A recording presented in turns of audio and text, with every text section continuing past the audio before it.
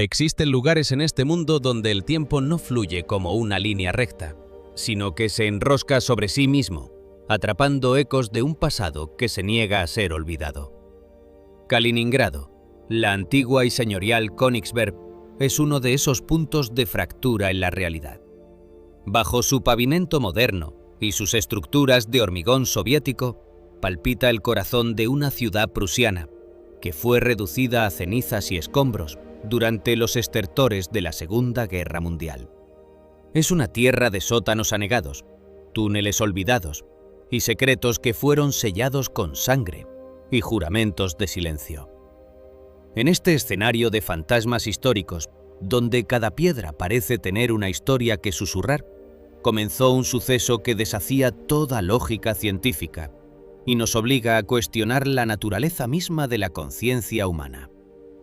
Todo comenzó en una tarde que parecía ordinaria, bajo un cielo grisáceo que amenazaba con una lluvia fina y persistente. Kirill, un niño de apenas 6 años, caminaba de la mano de su padre por una de las zonas más antiguas de la ciudad. A esa edad el mundo suele ser un lienzo de juegos y descubrimientos sencillos, pero para Kirill, esa tarde el paisaje cambió drásticamente. Al detenerse frente a un muro de ladrillos rojizos, medio derruido y devorado por el musgo y el salitre, el pequeño se paralizó. No fue una pausa de cansancio, ni el capricho de un infante que se distrae con un insecto. Fue algo mucho más profundo y visceral. Sus dedos, pequeños y delicados, se hundieron en la palma de la mano de su padre con una fuerza impropia de su edad. Su piel, usualmente sonrosada, adoptó una palidez cadavérica, y sus ojos, fijos en la estructura de piedra, reflejaban un terror que no pertenecía al siglo XXI. El niño comenzó a temblar.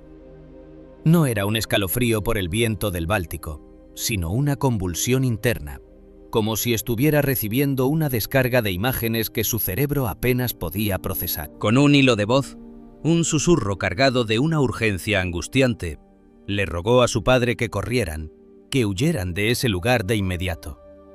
Su padre, desconcertado, intentó calmarlo, pero las palabras de Kirill cortaron el aire como una cuchilla oxidada.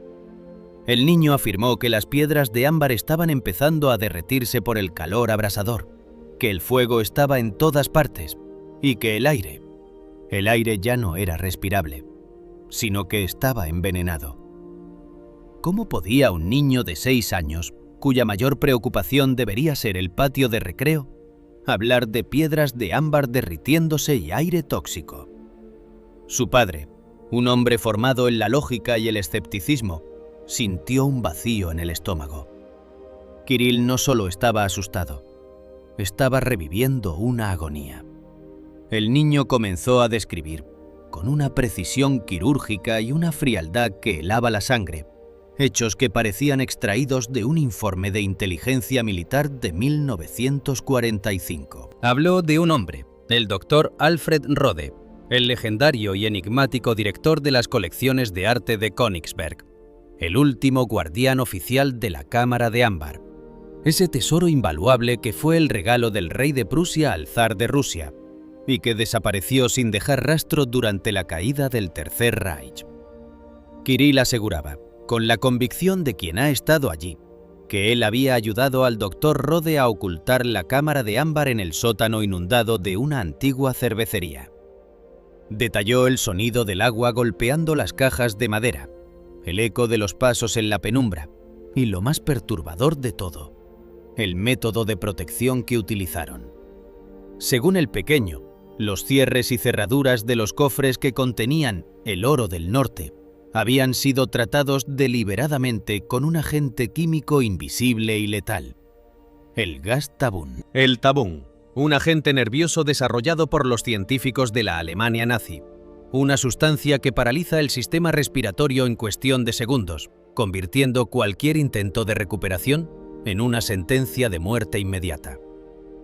Kirill hablaba del miedo a que el Ejército Rojo encontrara el tesoro, de la orden de no dejar nada para los vencedores, de un sacrificio que debía ser eterno. Para los padres de Kirill, estas palabras fueron recibidas inicialmente con una mezcla de desconcierto y una negación protectora. Intentaron convencerse de que eran solo fantasías infantiles, quizás el resultado de haber escuchado fragmentos de las numerosas leyendas locales que circulan en Kaliningrado. La cámara de ámbar es, después de todo, el santo grial de los buscadores de tesoros en la región. Sin embargo, la actitud de Kirill en los días siguientes hizo que cualquier explicación racional se desmoronara como un castillo de naipes. El niño ya no era el mismo. Su mirada se volvió seria, profunda, cargada de una melancolía que no correspondía a su infancia. Pasaba horas en silencio, mirando por la ventana hacia el horizonte donde una vez se alzó el majestuoso castillo de Königsberg. Pronto, la inquietud de los padres se transformó en un asombro aterrador.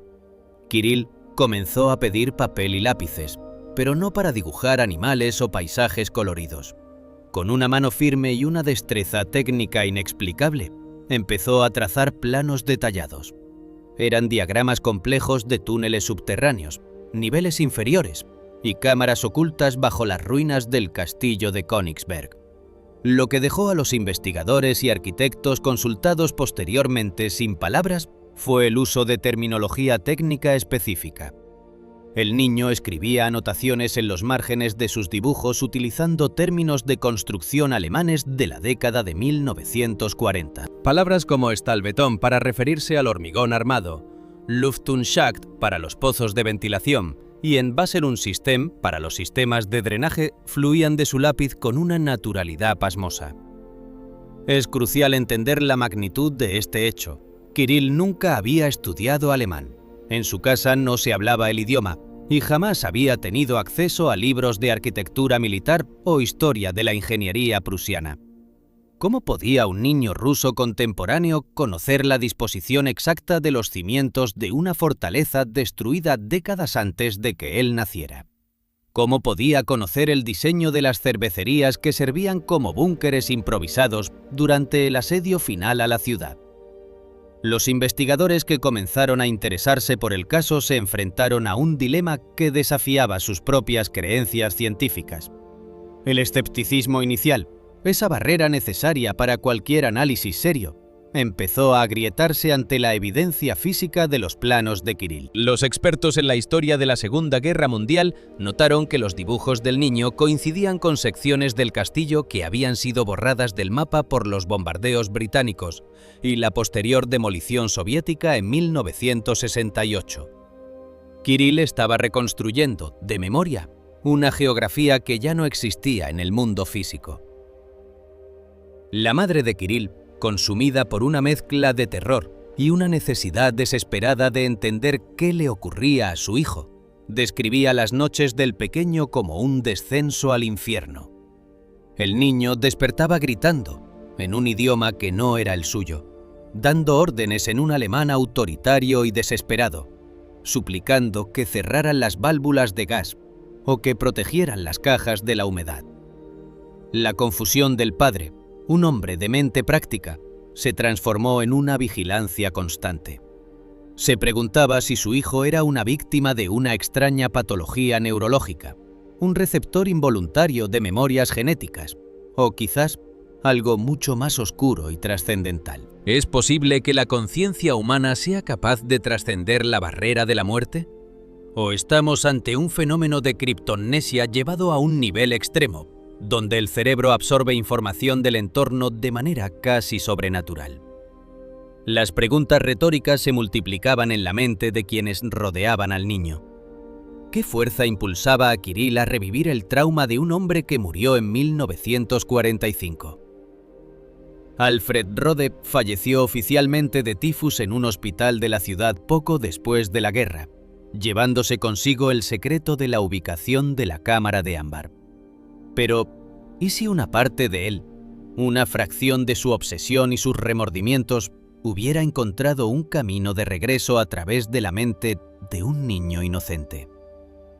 La descripción que Kirill hacía del ambiente en abril de 1945 era tan vívida que resultaba inmersiva para quien lo escuchaba. Hablaba del olor acre del humo de los incendios, mezclado con el aroma dulce y pegajoso del ámbar que se resquebrajaba por el intenso calor de las bombas incendiarias. Describía la oscuridad de los sótanos, iluminado solo por la luz vacilante de las antorchas y las linternas de dinamo, y el sonido constante de las explosiones que hacían temblar las vigas de madera sobre sus cabezas.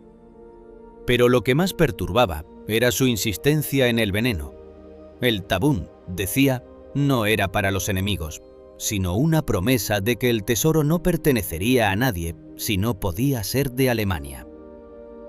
El caso de Kirill no tardó en atraer la atención de historiadores y arqueólogos, que, movidos por una mezcla de curiosidad profesional y una fascinación prohibida por lo oculto, decidieron que no podían ignorar las coordenadas proporcionadas por el niño.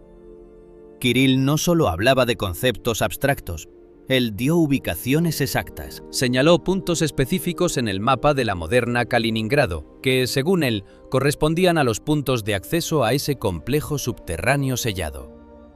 La tensión en la comunidad de investigadores era palpable. Por un lado, la posibilidad de hallar la cámara de ámbar, el tesoro más buscado del siglo XX, valorado en cientos de millones de dólares y con un valor histórico incalculable. Por otro lado, la inquietante fuente de la información, un niño de 6 años cuyas revelaciones sugerían que lo que encontrarían allí abajo no solo sería arte y oro, sino una trampa mortal diseñada por una mente brillante y desesperada en los últimos días del nazismo. Cada paso en esta investigación nos adentra más en un laberinto de sombras. El escepticismo de los científicos, que inicialmente veían en Kirill un caso de estudio psicológico, comenzó a flaquear cuando se dieron cuenta de que las descripciones del niño sobre la estructura de la cervecería y el diseño de los cierres de las cajas coincidían con documentos clasificados que solo recientemente habían salido a la luz de los archivos estatales. No había forma de que el niño hubiera tenido acceso a esa información. La posibilidad de que estuviéramos ante una evidencia irrefutable de la persistencia de la memoria más allá de la vida biológica comenzó a flotar en el aire, tan pesada como el gas tabún del que Kirill tanto advertía. La mirada de Kirill, fría y distante cuando hablaba de estos temas, parecía la de un anciano atrapado en el cuerpo de un infante.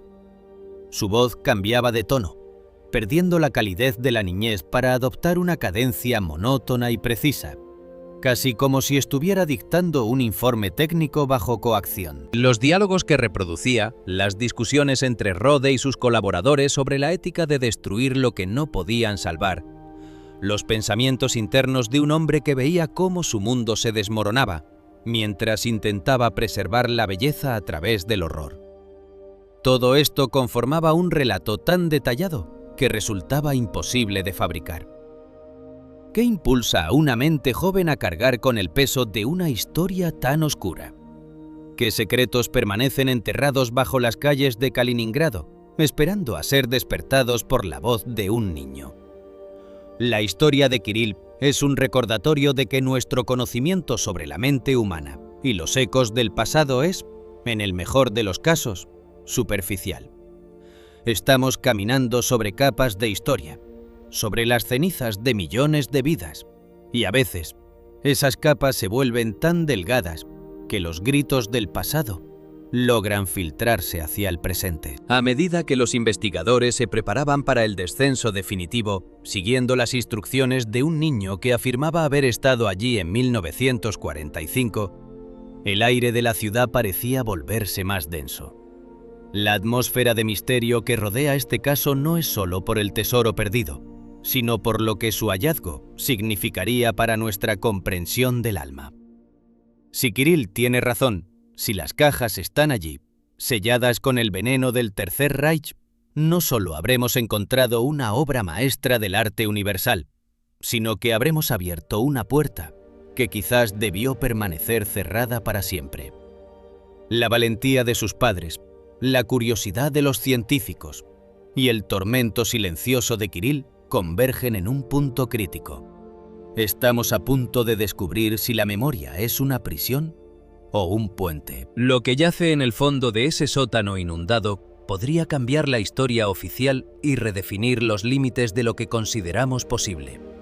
¿Estás preparado para enfrentarte a lo que se oculta en la oscuridad de Königsberg? para ver con tus propios ojos lo que un niño de 6 años describió con la precisión de un espectro? Si quieres saber qué descubrieron los investigadores al descender por las coordenadas exactas de este niño y cuál es la aterradora verdad que fue emparedada junto con el tesoro prusiano, te invitamos a que te unas a nuestra comunidad.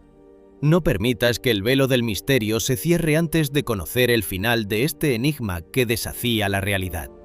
Suscríbete a nuestro canal ahora mismo, activa las notificaciones y acompáñanos en este viaje hacia lo desconocido, porque esta historia apenas está comenzando y lo que viene a continuación cambiará para siempre tu percepción sobre las fronteras de la memoria humana y los secretos que la Tierra se niega a devorar. El pasado no ha muerto, solo está esperando el momento adecuado para volver a hablar.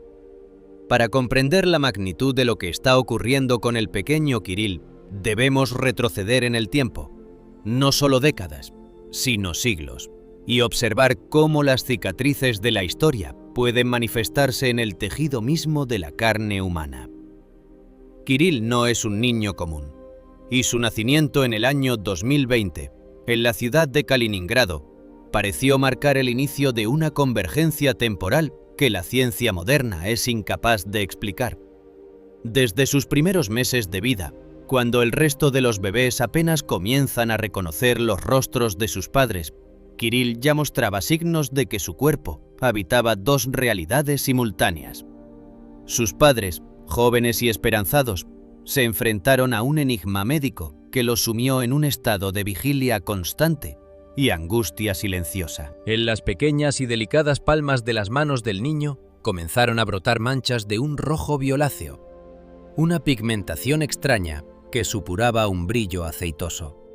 No eran erupciones cutáneas comunes ni reacciones alérgicas a los tejidos de su cuna.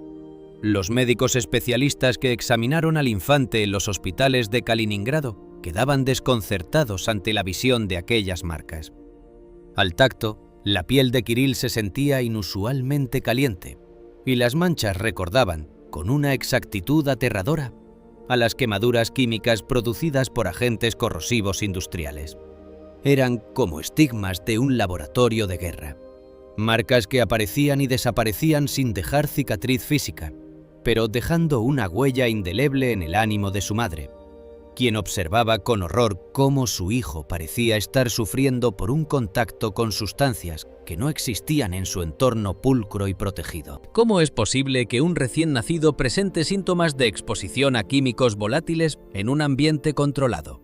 Los dermatólogos consultados encogían los hombros, atribuyéndolo a patologías autoinmunes raras o a defectos genéticos aún no catalogados. Sin embargo, para quienes conocían la historia oscura de la región, aquellas manchas guardaban un parecido inquietante con las lesiones que sufrían los operarios de las fábricas de armamento químico de la década de 1940. El pequeño Kirill cargaba en sus manos el recuerdo físico de un dolor que no le pertenecía cronológicamente, un dolor que parecía emanar directamente del suelo sobre el que su cuna estaba asentada. A medida que el niño crecía y sus habilidades motoras se desarrollaban, el misterio se profundizaba y adquiría matices de una obsesión técnica. Mientras otros niños de su edad se dedicaban a derribar torres de bloques o a correr tras pelotas de colores, Kirill manifestaba un comportamiento compulsivo y metódico que helaba la sangre de sus progenitores. El niño pasaba horas sentado en el suelo de su habitación, pero no jugaba en el sentido tradicional de la palabra. Él clasificaba, él organizaba. Con una seriedad impropia de sus pocos años, separaba sus juguetes siguiendo una lógica interna que desafiaba toda comprensión infantil. Su madre recuerda con una precisión dolorosa la primera vez que escuchó a Kirill pronunciar aquella frase que se convertiría en el mantra de su infancia. La resina no puede estar cerca del hierro. El niño lo decía con una voz desprovista de la entonación lúdica de un infante.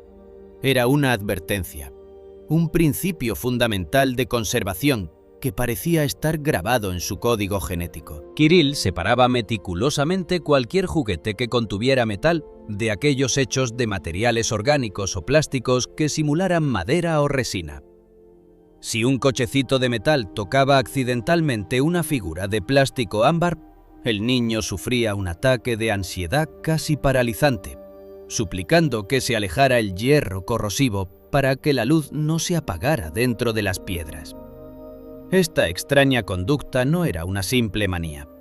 Aquellos que conocen la ciencia de la restauración y la conservación de antigüedades saben que la resina fósil, el ámbar, es extremadamente sensible a los cambios térmicos y a la proximidad de metales que puedan oxidarse o conducir el calor de manera desigual.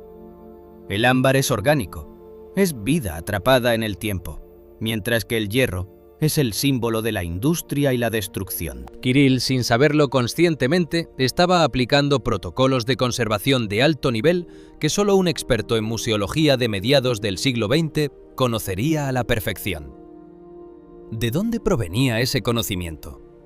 ¿Era una eco de una vida anterior dedicada a la protección de tesoros invaluables? ¿O algo mucho más profundo y perturbador? Para encontrar las respuestas, debemos sumergirnos en el abismo de la historia, en ese agujero negro de la memoria, que es la desaparición de la cámara de ámbar. Considerada por muchos como la octava maravilla del mundo, esta obra maestra del arte barroco consistía en paneles de ámbar de una pureza asombrosa, adornados con hojas de oro, espejos y piedras preciosas. Fue un regalo del rey Federico Guillermo I de Prusia al zar Pedro el Grande de Rusia en 1716, y durante más de 2 siglos fue el orgullo del Palacio de Catalina en Tsarskoye-Seló. Sin embargo, en 1941, la oscuridad del nazismo se extendió sobre la Unión Soviética. En el fragor de la Operación Barbarroja, las tropas alemanas saquearon el palacio. En un acto de audacia y pillaje cultural sin precedentes, los expertos nazis desmontaron la cámara de ámbar en apenas 36 horas, embalando los paneles en cajas numeradas que fueron enviadas a Königsberg, hoy Kaliningrado. Allí, bajo la supervisión directa del doctor Alfred Rode, el tesoro fue reensamblado en el castillo de la ciudad, donde permaneció como un trofeo de guerra y un símbolo de la supuesta superioridad cultural del Reich. Alfred Rode no era un burócrata cualquiera, era un hombre cuya vida entera estaba ligada al ámbar. Su amor por este material era casi religioso, una obsesión que rayaba en la locura. Como director de las colecciones de arte de Königsberg, Rode veía la cámara de ámbar no solo como un objeto histórico, sino como una entidad viva que debía ser protegida a toda costa. El doctor Rode era un erudito, un hombre que conocía cada veta, cada matiz de color y cada imperfección de los miles de fragmentos de resina que componían la sala. Y fue precisamente esa obsesión la que selló el destino del tesoro cuando el aire de 1945 comenzó a oler a derrota y cenizas. Cuando el Ejército Rojo rodeó Königsberg en abril de 1945, la ciudad se convirtió en una ratonera de fuego y acero. Los bombardeos de la Royal Air Force habían convertido los niveles superiores del castillo en una pira funeraria. En medio del caos, la cámara de ámbar desapareció. Algunos informes sugieren que fue destruida por el fuego, otros que fue evacuada en barcos que terminaron en el fondo del Báltico. Pero la versión que Kirill parece estar relatando, a través de sus juegos y sus manchas en la piel, es mucho más siniestra. La figura de Alfred Rode se vuelve central en este rompecabezas. Tras la captura de la ciudad por los soviéticos, Rode fue interrogado repetidamente. El doctor, demacrado y consumido por la enfermedad, pero con una mirada que conservaba un brillo de desafío secreto, afirmó sistemáticamente que el tesoro se había quemado. Sin embargo, las autoridades soviéticas nunca le creyeron del todo. Había algo en su tono, una falta de convicción en sus palabras de duelo que sugería que Rode estaba ganando tiempo. Poco después, En circunstancias que aún hoy se consideran sospechosas, tanto Rode como su esposa murieron en un hospital de la ciudad. Oficialmente, la causa fue el tifus, una enfermedad común en la posguerra, pero los expedientes médicos desaparecieron misteriosamente y el lugar exacto de su tumba sigue siendo un enigma. Con la muerte de Rode, el único hilo que conectaba al mundo con el paradero de la cámara de ámbar se cortó bruscamente. El secreto fue enterrado junto a él, o al menos eso pensamos durante 75 años. El hecho de que Kirill, nacido en la misma tierra donde Rode exhaló su último suspiro, muestre síntomas físicos de quemaduras químicas y posea conocimientos técnicos sobre la preservación del ámbar plantea una posibilidad que desafía la biología y la física. ¿Es Kirill un recipiente de los últimos pensamientos y miedos de Alfred Rode? ¿Son esas manchas en sus manos el resultado de haber manipulado el gas tabún y los agentes corrosivos utilizados para sellar el tesoro en la oscuridad de los túneles? Imagina por un momento la mente de un niño de 6 años procesando el terror de un asedio militar de 1945. Los ruidos de los cañones en la calle de la Kaliningrado moderna se transforman en sus pesadillas en el rugido de los tanques T-34. El brillo del sol sobre las ventanas se convierte en el reflejo de los incendios que devoraron la vieja Königsberg. Sus padres lo observan impotentes mientras él murmura en sus sueños sobre el peso del oro que quema y la necesidad de cerrar las esclusas antes de que el veneno suba.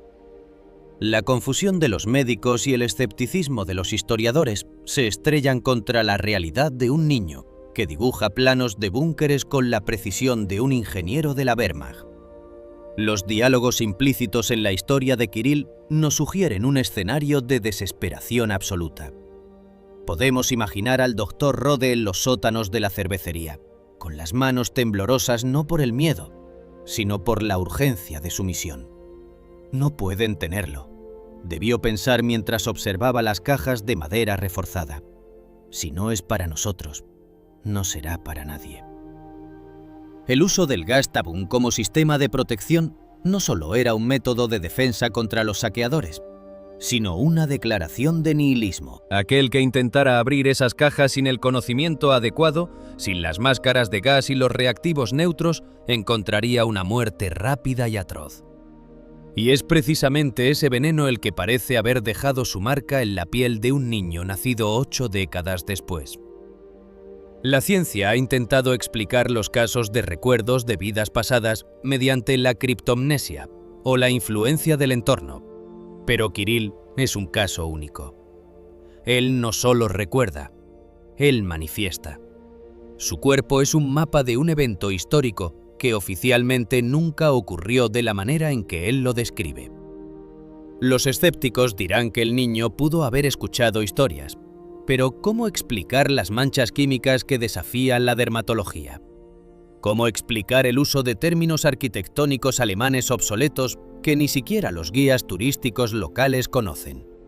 Estamos ante un fenómeno que nos obliga a mirar hacia el pasado, con una mezcla de respeto y temor. La historia de la cámara de ámbar no es solo una crónica de arte perdido. Es un relato de obsesión humana llevada más allá de la tumba.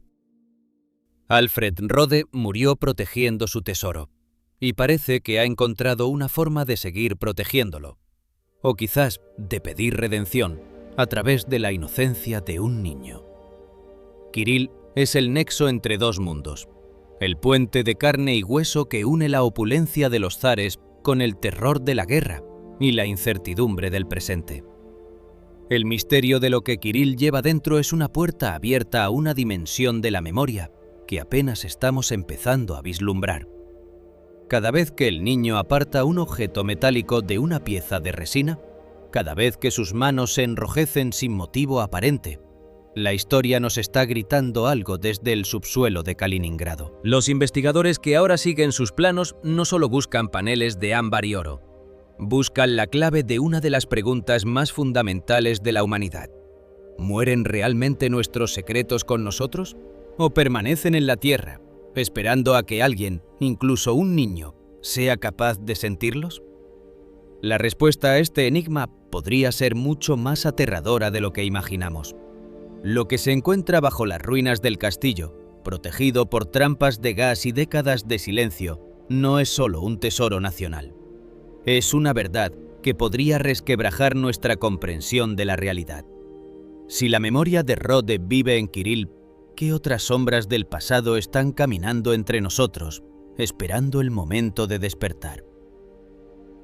La historia de Kirill y la cámara de ámbar es un laberinto de espejos donde cada giro revela una nueva capa de intriga. Si quieres profundizar en los hallazgos de las excavaciones secretas que se llevaron a cabo basándose en los dibujos de este niño, y descubrir por qué algunos de esos investigadores se niegan a hablar de lo que vieron en la penumbra de los túneles, te instamos a que no pierdas el rastro de esta investigación.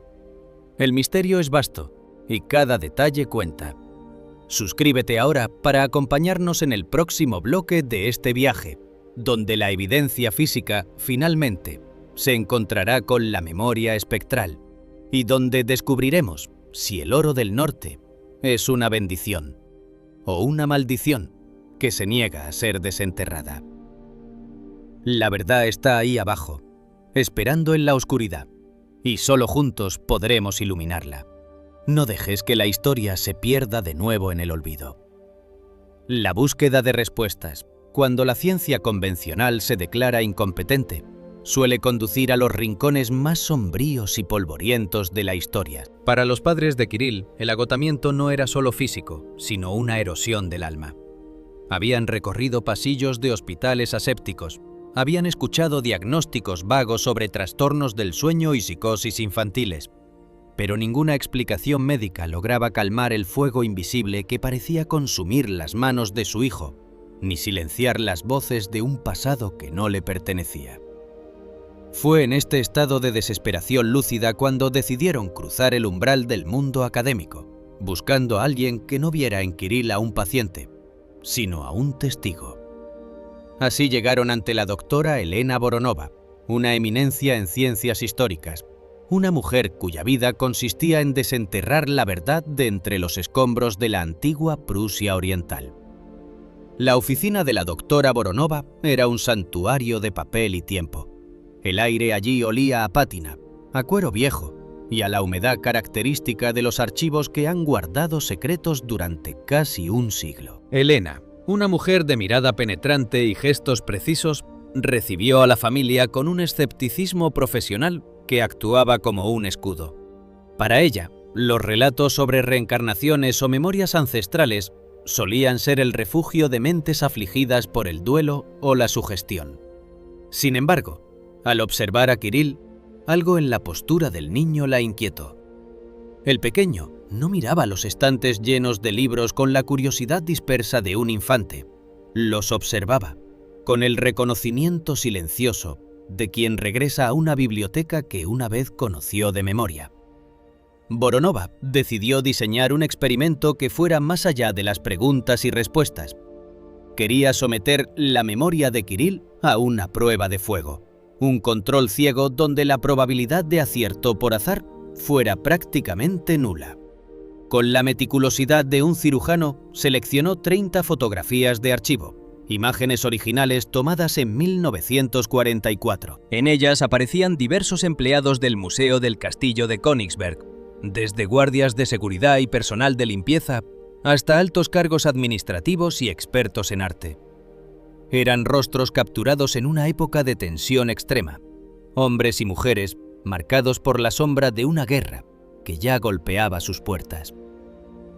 La escena en el despacho de la doctora era digna de una vigilia sagrada. Sobre la mesa de roble oscuro, las fotos fueron dispuestas en una cuadrícula perfecta.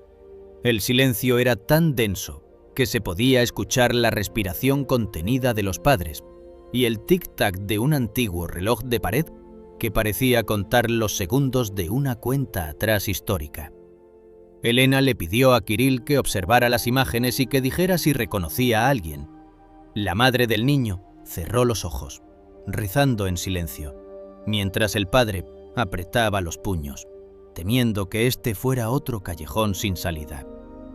Kirill se acercó a la mesa. Su mano pequeña, todavía marcada por aquellas extrañas manchas rojizas, Se deslizó sobre las fotografías sin vacilación. No se detuvo en los rostros más prominentes ni en los uniformes llamativos. Su dedo índice se posó, con una firmeza que heló la sangre de la doctora Voronová, sobre la imagen de un hombre joven, de rasgos poco memorables y expresión retraída. Era un asistente de nivel inferior, alguien que en los anales de la historia apenas figuraba como una nota al pie de página.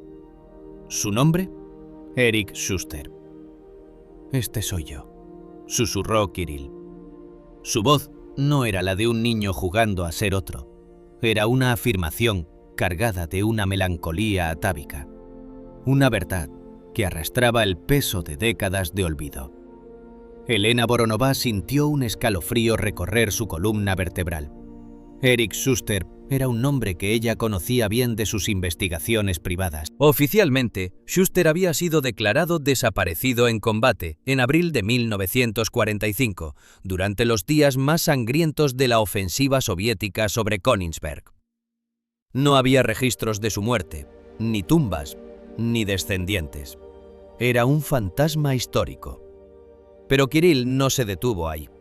Con la mirada fija en la fotografía en blanco y negro, como si estuviera hablando con un viejo amigo reflejado en un espejo, añadió una frase que cambiaría el curso de la investigación. El doctor Rode me ordenó que conservara las llaves. Me dijo que pasara lo que pasara, el acceso a la cervecería debía permanecer sellado hasta que el aire fuera puro de nuevo. La doctora Voronová, ocultando su conmoción tras una máscara de rigor académico, decidió pasar a la segunda fase de su experimento. Si el niño realmente poseía la memoria de un asistente de museo de 1945, debía conocer detalles técnicos que no aparecían en ningún libro de texto. Sacó de una carpeta protegida una copia de una antigua Opis, un inventario manuscrito en alemán gótico, redactado apresuradamente por el propio Alfred Rode durante los últimos meses de la guerra. Era un documento técnico, lleno de abreviaturas y descripciones de objetos que formaban parte de las colecciones secundarias que debían ser ocultadas junto a la cámara de ámbar. Elena señaló una entrada específica y comenzó a traducir en voz alta la descripción de un objeto. Un crucifijo de ámbar del siglo XVII, una pieza maestra de la artesanía báltica. El inventario lo describía minuciosamente, mencionando una base de plata maciza con incrustaciones de marfil. Kirill escuchó la traducción con una mueca de desaprobación que resultó casi cómica en su rostro infantil, si no fuera por la gravedad de lo que estaba a punto de decir. «Ese papel está mal», sentenció el niño con una seguridad gélida. «El inventario dice plata, pero esa no es la verdad. Al final la base era de estaño, tuvimos que cambiarla. Tuvimos que vender la plata original en el mercado negro para conseguir morfina». La habitación quedó sumida en un silencio sepulcral. Los padres de Kirill se miraron entre sí, confundidos por el detalle tan mundano y a la vez tan trágico. Pero para la doctora Voronová, esas palabras fueron como un relámpago que iluminara una caverna oscura. ¿Morfina?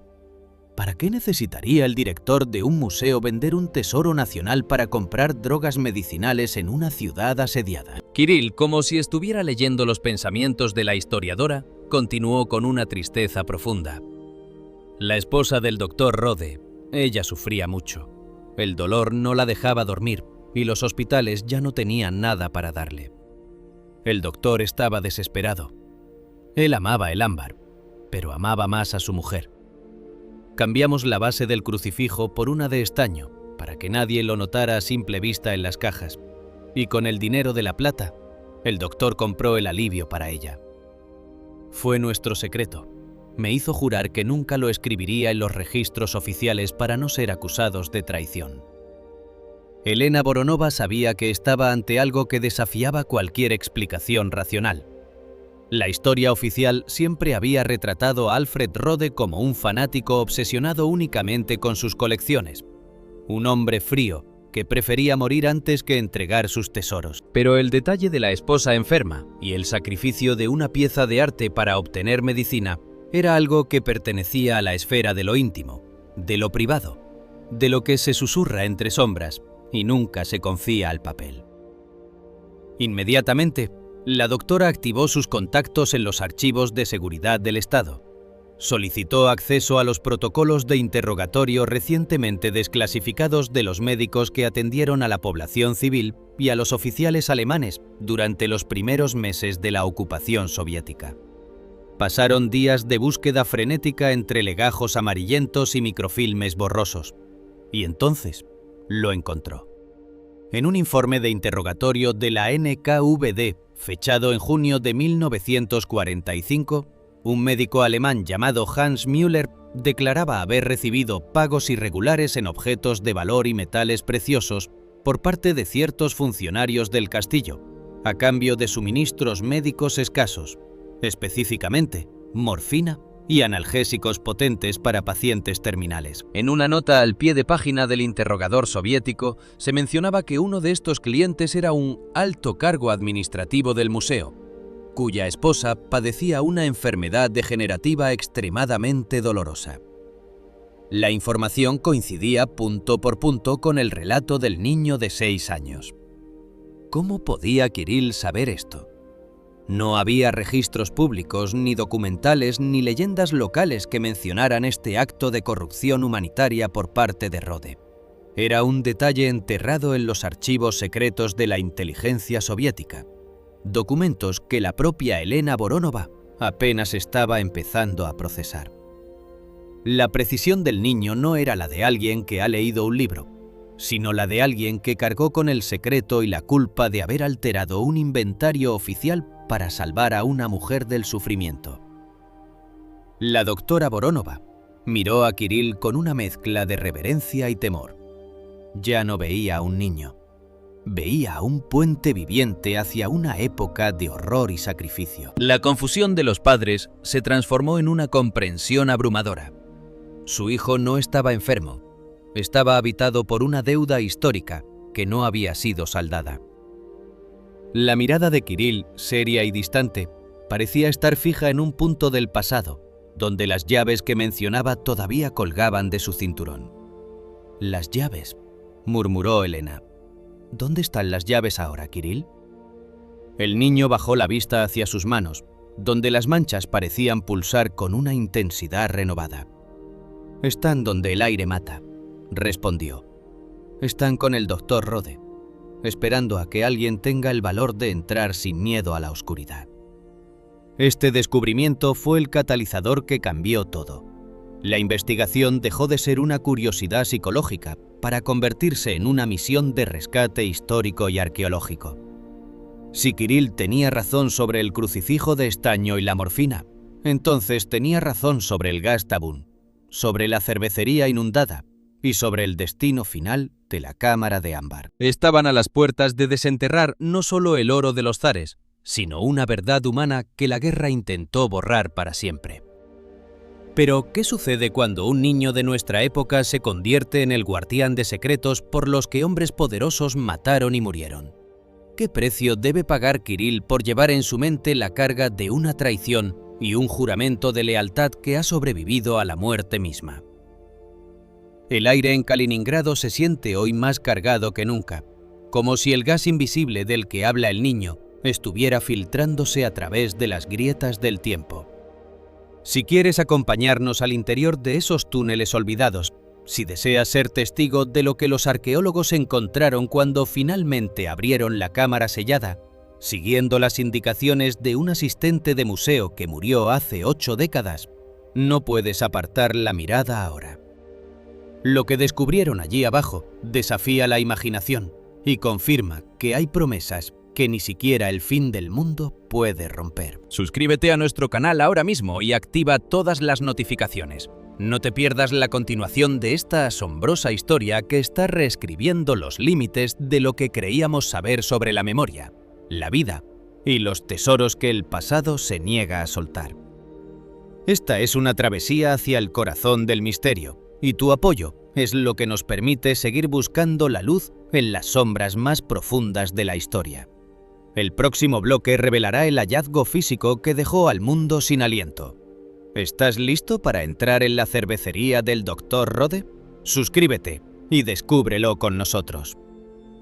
Octubre de 2025. El calendario marcaba una fecha que, para la mayoría de los habitantes de la moderna Kaliningrado, era simplemente el inicio de un otoño gélido y prematuro, pero para un pequeño grupo de hombres y mujeres representaba el descenso final hacia el corazón de una pesadilla histórica que se negaba a morir. El aire en la superficie era cortante, cargado de la humedad salina del mar Báltico, pero bajo el pavimento de la antigua Königsberg, la atmósfera era algo mucho más denso, algo que se sentía como el aliento contenido de un gigante enterrado. La expedición no era producto de un rumor vago o de un mapa del tesoro encontrado en un mercado de pulgas. Era el resultado de la angustiante precisión de un niño de 6 años, Kirill, cuya mente parecía ser el último terminal de una línea de datos que se originó en los días más oscuros de 1945. Tras meses de burocracia, de negociaciones diplomáticas y de un escepticismo que se fue desmoronando ante la evidencia irrefutable de los planos trazados por el niño, el equipo de búsqueda finalmente obtuvo el permiso para perforar el olvido. Pero no iban armados solo con palas y linternas, iban equipados con trajes de protección química de nivel A, sellados herméticamente contra un enemigo invisible que Kirill había descrito con un terror premonitorio. El escenario era la antigua cervecería Ponard, una estructura monumental de ladrillo rojizo que en otro tiempo fue el orgullo de la industria prusiana. Sus torres, que aún hoy se alzan como centinelas de una época de opulencia, escondían bajo sus cimientos un laberinto de túneles y bodegas diseñadas para soportar el paso de los siglos o el impacto de las bombas. Al entrar en los niveles inferiores, el sonido del mundo moderno desapareció, reemplazado por el siseo rítmico de los tanques de oxígeno y el chapoteo de las botas sobre un agua estancada y negra, que parecía absorber la luz de las potentes linternas LED. La humedad era asfixiante. Las paredes de los sótanos, cubiertas de un moho blanquecino y pegajoso, parecían cerrarse sobre los investigadores. El equipo avanzaba con una lentitud que rozaba la parálisis. Cada miembro del grupo, desde el historiador más veterano hasta el experto en materiales peligrosos, sentía una opresión en el pecho que no era causada por los trajes de protección, sino por la certidumbre de estar profanando un santuario de secretos prohibidos. Se preguntaban, en el silencio de sus pensamientos, si las advertencias del pequeño Kirill sobre el aire que mata eran una metáfora o una realidad técnica que estaba a punto de manifestarse. Llegaron al punto exacto marcado en los planos del niño. Frente a ellos, una pared de ladrillo que a simple vista no se diferenciaba de las demás. Sin embargo, cuando el operador del radar de penetración terrestre deslizó el sensor sobre la superficie rugosa, la pantalla devolvió una imagen que hizo que el pulso de todos se acelerara. Detrás de la doble hilera de ladrillos, el equipo detectó una anomalía geométrica perfecta, un vacío artificialmente creado que no figuraba en ningún registro arquitectónico de la cervecería. El silencio que siguió fue absoluto, roto únicamente por el eco de una gota de agua cayendo en la distancia. Con una precisión quirúrgica, comenzaron a desmontar la pared. Cada ladrillo retirado era una página arrancada de un libro que había estado cerrado por 8 décadas. A medida que la brecha se ensanchaba, un olor extraño comenzó a filtrarse. Una mezcla acre de azufre, solventes químicos y algo más. Algo antiguo y dulce que recordaba al bosque profundo. Al iluminar el interior de la cavidad, las linternas revelaron lo que la humanidad había estado buscando desde el final de la guerra. Cajas metálicas, grandes y pesadas, selladas con una sustancia que, bajo la luz, brillaba con un tono aceitoso y corrupto. Era el veneno, el recubrimiento tóxico del que Kirill había hablado con tanto pánico. Los sensores de gas comenzaron a emitir una alarma sorda, detectando trazas de agentes nerviosos descompuestos, pero aún letales. La visión era dantesca. El metal de los cofres parecía estar sudando una pátina oscura. Una trampa química diseñada para castigar a cualquier curioso con una muerte agónica. Los especialistas en descontaminación trabajaron durante horas, aplicando agentes neutralizantes con manos temblorosas, sabiendo que un solo rasguño en sus trajes los expondría a la furia química del Tercer Reich. Cuando finalmente pudieron abrir el primer cofre, la realidad superó cualquier ficción. Ante sus ojos, protegidas por capas de papel parafinado y una estructura de soporte magistral, aparecieron las piezas de la cámara de ámbar. El oro del norte resplandecía con una intensidad hipnótica, como si hubiera estado acumulando luz durante 80 años de oscuridad. Los paneles de resina fósil, tallados con una maestría que hoy parece perdida, mostraban escenas de la vida cortesana, flores y blasones que parecían palpitar bajo el haz de las linternas. El escepticismo de los científicos se evaporó instantáneamente, reemplazado por una reverencia casi religiosa. Pero a medida que extraían las piezas, notaron algo extraño en la disposición del cargamento. Los paneles no estaban almacenados simplemente para ser preservados como arte. Estaban colocados de una manera específica, formando una especie de sarcófago o escudo, alrededor de un compartimento central que no pertenecía al diseño original de la cámara de ámbar. Al retirar la última placa de ámbar, el equipo descubrió un doble fondo oculto en el corazón de la estructura. Allí, protegidos de la humedad por una cápsula de plomo y cristal, se encontraban dos objetos que cambiarían la historia oficial para siempre.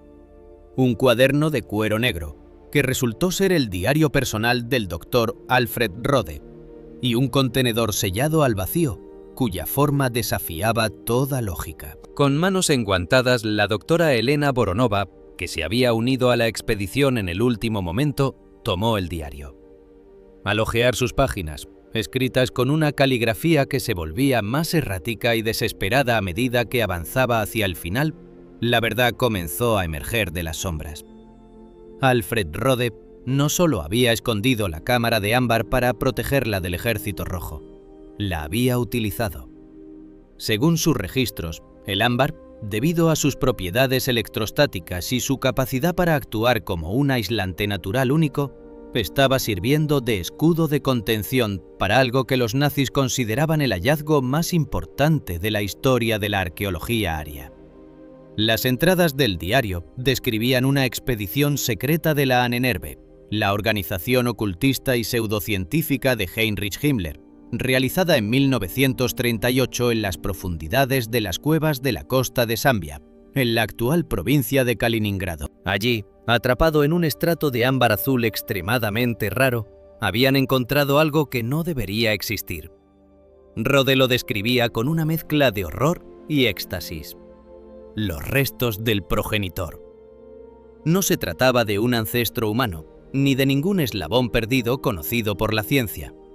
Era una criatura, una momia perfectamente conservada de un ser de proporciones no humanas, con una estructura ósea que sugería una inteligencia y una fisiología ajena a cualquier linaje terrestre.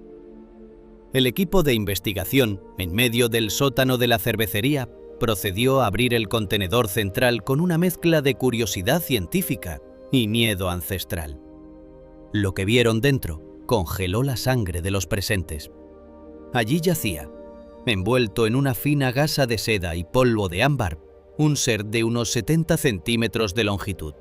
Su cabeza era desproporcionadamente grande, con cuencas oculares profundas que parecían observar a los investigadores desde el más allá. Su piel, de una textura similar al pergamino antiguo, conservaba un tono ambarino, fruto de milenios de preservación natural.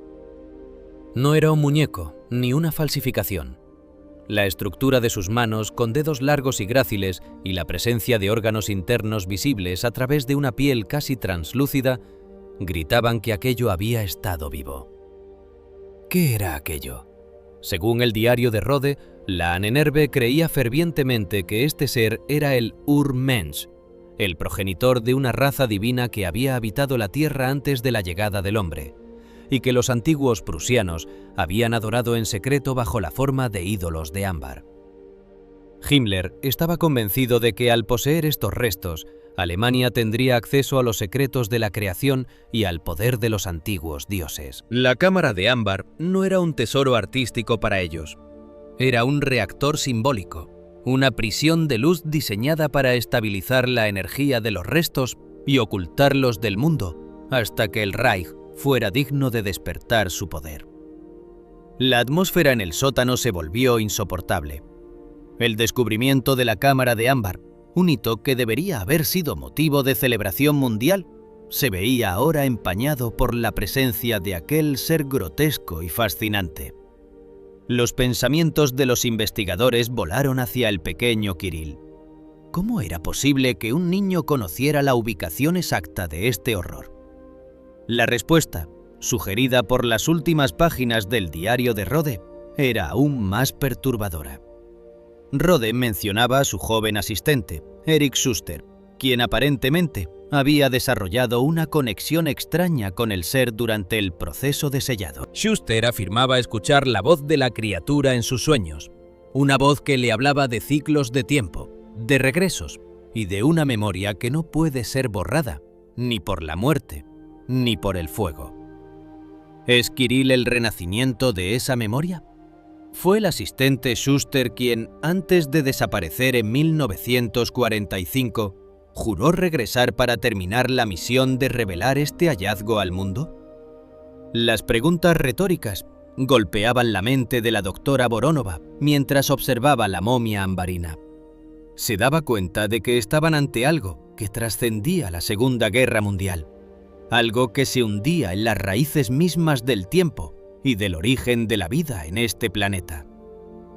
El equipo se retiró del sótano, cargando con el tesoro y el secreto, pero la sensación de triunfo había desaparecido. La mirada de los investigadores al salir a la superficie de Kaliningrado era la de personas que han visto el revés de la realidad. Habían encontrado el oro de los zares, sí, pero también habían desenterrado una verdad que ponía en duda todo lo que creíamos saber sobre nuestra evolución y sobre el propósito de las grandes guerras del siglo XX. ¿Fueron los conflictos humanos solo una tapadera para una búsqueda mucho más profunda y oscura por parte de organizaciones como la Ahnenerbe? La historia de Kirill no terminó con el hallazgo. El niño, al enterarse de que habían encontrado las cajas, simplemente cerró los ojos y por primera vez en años, las manchas de sus manos desaparecieron. Como si su labor de guardián hubiera concluido. Pero para nosotros, la incógnita permanece abierta. ¿Qué haremos con el conocimiento de que no estamos solos en nuestra propia línea temporal? ¿Qué secretos más guardan las entrañas de la Tierra, esperando a que el niño adecuado, en el momento adecuado, nos señale dónde cavar? Este descubrimiento es solo la punta del iceberg de una realidad que apenas estamos empezando a comprender. El mundo se ha centrado en el valor del ámbar y del arte, ignorando que la verdadera riqueza, o la verdadera maldición, residía en el ser que esos paneles protegían. La historia de la cámara de ámbar ha sido reescrita, pero el misterio de los restos no humanos apenas comienza a revelarse. ¿De dónde vino ese ser? ¿Qué representaba para los antiguos? ¿Y por qué el destino eligió a un niño de 2020 para ser su mensajero final? Si esta revelación ha sacudido tus creencias y quieres ser el primero en conocer los resultados de las pruebas de ADN que se están realizando actualmente sobre los restos del progenitor en laboratorios secretos de alta seguridad, te invitamos a que no te detengas aquí. El misterio es más profundo de lo que imaginas, y las ramificaciones de este hallazgo podrían cambiar para siempre nuestra posición en el universo. Suscríbete a nuestro canal ahora mismo y activa las notificaciones. No permitas que la verdad vuelva a ser enterrada bajo capas de silencio y ladrillos.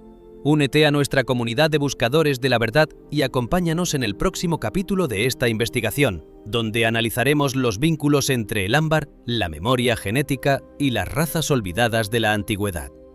Tu suscripción es la llave que mantiene abierta esta investigación. No te apartes, porque lo que vamos a revelarte a continuación desafiará todo lo que crees saber sobre tu propio origen. El pasado ha despertado, y tiene mucho que decirnos. Hoy, el silencio ha vuelto a reclamar los sótanos de la antigua cervecería Ponard, pero es un silencio distinto, un silencio denso, custodiado y cargado de una electricidad invisible que parece advertir a cualquier curioso que se aleje de sus muros de ladrillo. Lo que una vez fue un lugar de abandono y ecos industriales se ha transformado en una de las zonas más restringidas de todo el territorio de Kaliningrado. Los accesos han sido sellados no solo con rejas y candados, sino con el peso del secreto oficial. Hombres con uniformes sin insignias, vehículos oscuros que patrullan el perímetro y sistemas de vigilancia de última generación aseguran que nadie, absolutamente nadie, vuelva a perturbar la paz de esas profundidades.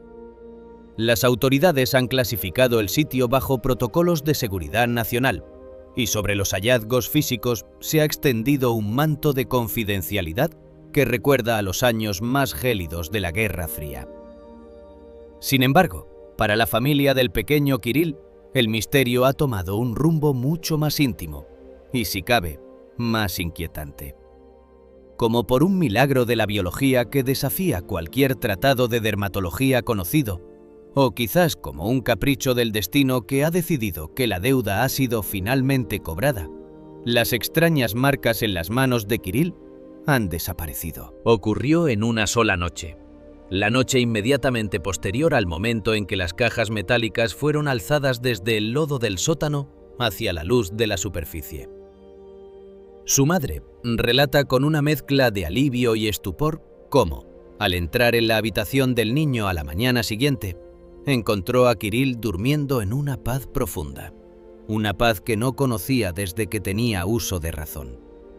Al tomar sus pequeñas manos entre las suyas, vio que la piel, antes martirizada por esas manchas rojizas y aceitosas que recordaban a quemaduras químicas, estaba ahora tersa, limpia y sonrosada. Era la piel de un niño que nunca hubiera conocido el dolor, una tabula rasa, donde el pasado parecía haber borrado su firma de manera definitiva.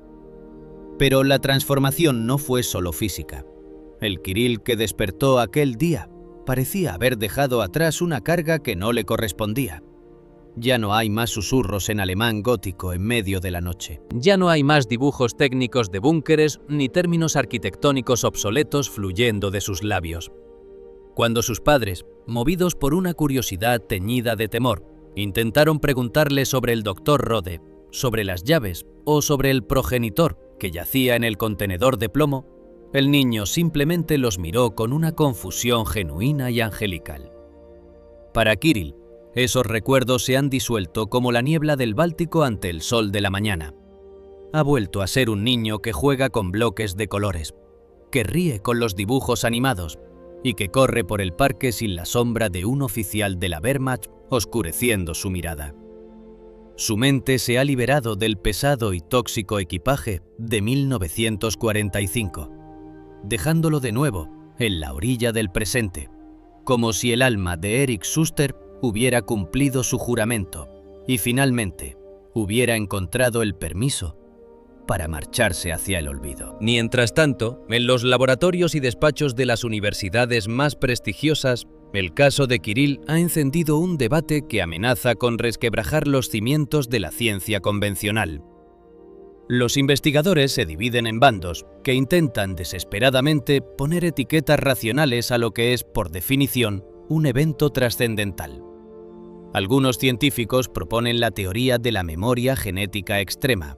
Sugieren que el trauma y los conocimientos técnicos pueden, en circunstancias muy específicas y aún no comprendidas, codificarse en el ADN y transmitirse a través de las generaciones, esperando un disparador ambiental, como el suelo de Kaliningrado, para manifestarse. Argumentan que Kirill no recordaba una vida pasada, sino que estaba leyendo un archivo biológico heredado que se activó por una sintonía biológica con el lugar.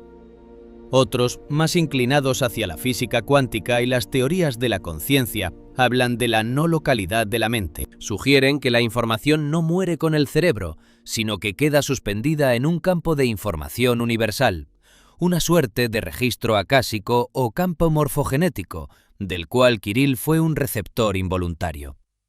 Según esta visión, el niño funcionó como una antena que sintonizó la frecuencia de la agonía de Alfred Rode y la lealtad de Eric Schuster, permitiendo que la historia se descargara a través de él para que la verdad saliera a la luz. Sin embargo, hay un tercer grupo, aquellos que hablan en voz baja y evitan las cámaras, que están convencidos de que estamos ante un caso real y documentado de reencarnación.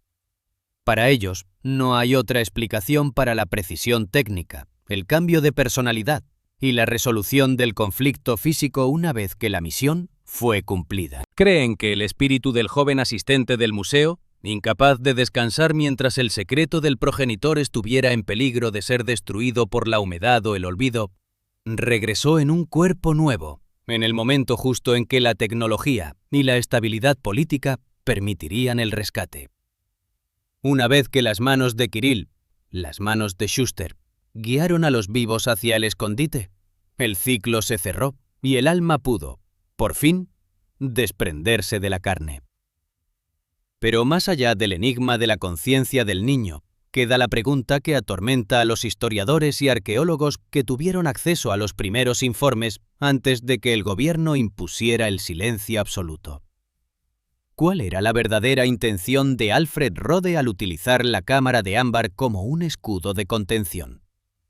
La versión oficial que hemos manejado durante décadas decía que los nazis querían salvar una obra maestra del arte, pero el hallazgo del progenitor sugiere un escenario mucho más perturbador. ¿Es posible que la cámara de ámbar nunca fuera solo un objeto decorativo?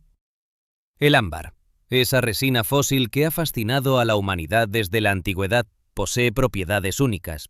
Es un aislante perfecto, un contenedor de vida que detiene el tiempo biológico y que, según algunas tradiciones ocultistas, tiene la capacidad de retener y estabilizar energías sutiles.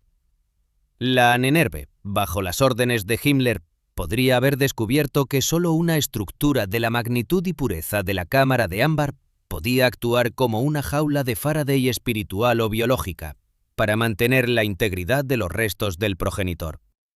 No estaban escondiendo arte, estaban protegiendo, o quizás conteniendo, una reliquia que consideraban la prueba de un origen no humano para su supuesta raza superior. O peor aún, quizás temían lo que sucedería si ese ser era descubierto por aquellos que no compartían su fanatismo. Imagina por un momento los pensamientos internos de Alfred Rode en sus últimos días. Un hombre que amaba la belleza, pero que terminó sirviendo a una maquinaria de horror. ¿Sentía que estaba salvando la historia de la humanidad al ocultar al progenitor? ¿O sabía que estaba dejando una bomba de tiempo arqueológica que tarde o temprano alguien tendría que desactivar?